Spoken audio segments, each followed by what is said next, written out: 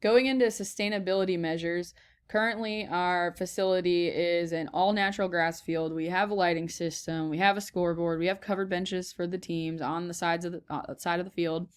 And we currently have a built-in bleacher system within our hillside.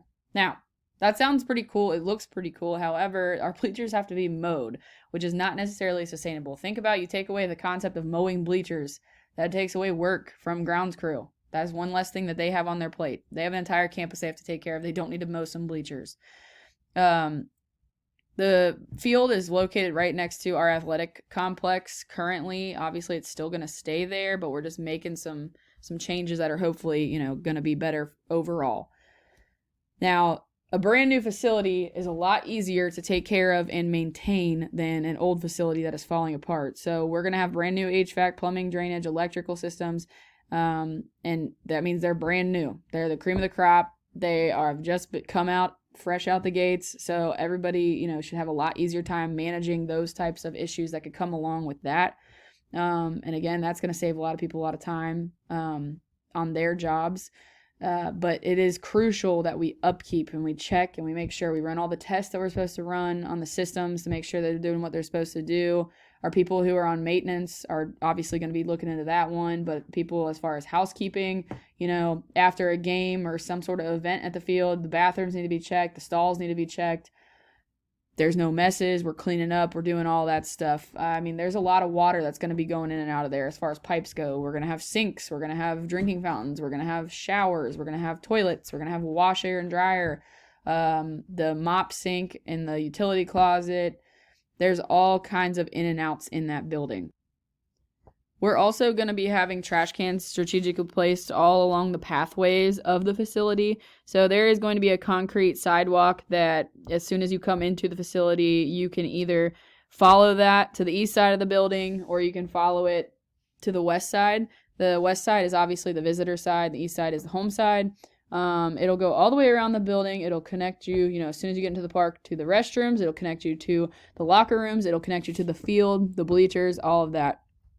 So there is no which way do I go? Where's the bathroom? All of that. We don't have to risk using a porta potty. We don't have to walk back to the athletic facility. Accessibility is about to be huge. Obviously for the players, their locker rooms are right there. So they can go in there, get themselves ready for practice or a game and walk, 40 feet out and be on the soccer field ready to go.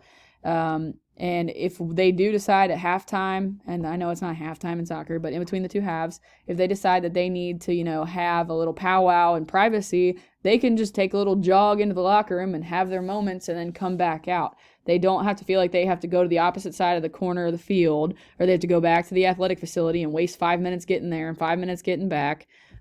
So that's good for the team. Now the spectators, like I said, they're not gonna have to risk using porta potties. There's gonna be public bathrooms right there, right behind where they're sitting. It'll, 2 or 3 minutes, go in, do your business, come back out. You're not gonna miss out on much. Another huge part of accessibility is that the athletic training room is right there. Now, obviously we all know athletic trainers are first responders. They are the people who are responsible for taking care of people who get injured. Athletic training room is right there next to the locker room, right by the field, steps away. We don't have to wait for an athletic trainer to come down on a gator. If they got somebody who's immobile, we don't have to wait for them to come run down the hill with all their equipment on. It's going to be a better thing for them because they're going to be more accessible for the athletes who ultimately that's what they're there for, is to take care of them. So again, somebody seriously injured, AT room right there. Go get them on and off the field within a few minutes or so.